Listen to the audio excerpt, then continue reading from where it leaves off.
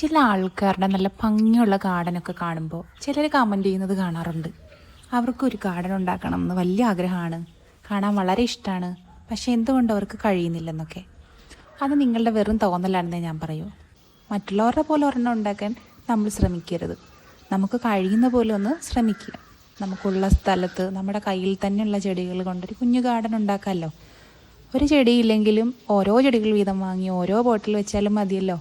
ഇനി ബാൽക്കണി ഉണ്ടെങ്കിൽ ഇങ്ങനെ പതിയെ പതിയെ ഈ ബാൽക്കണി നമുക്കൊരു സൂപ്പർ ഗാർഡൻ ആക്കാം. അതിനു വേണ്ടി വില കൂടിയ ചെടികൾ വേണ്ട, പോട്ടുകൾ വേണ്ട. പകരം നമ്മുടെ വീട്ടിൽ തന്നെയുള്ള ബോട്ടിലുകളും ക്യാനുകളും പാത്രങ്ങളും ഒക്കെ ഇതിനായിട്ട് നമുക്ക് എടുക്കാമല്ലോ.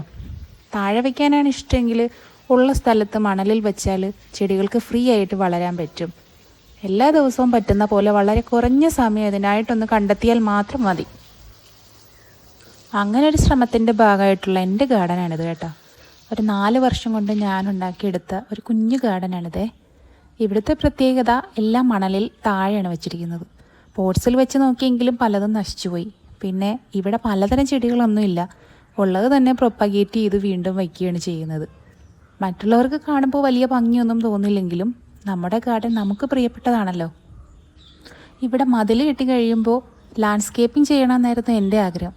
പക്ഷേ മതിൽ കെട്ടാൻ പറ്റിയില്ല. അപ്പോഴേക്ക് പല പല പ്രശ്നങ്ങളായി, കേസായി.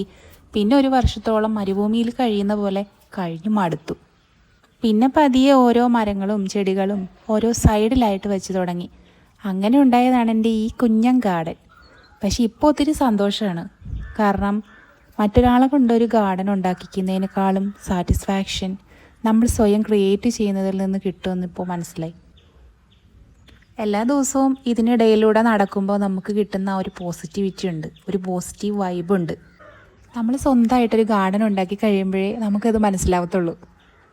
ഒരു കുഞ്ഞു ചെടിയാണെങ്കിൽ പോലും നമുക്ക് അവിടെ നിന്ന് മാറാൻ തോന്നത്തില്ല.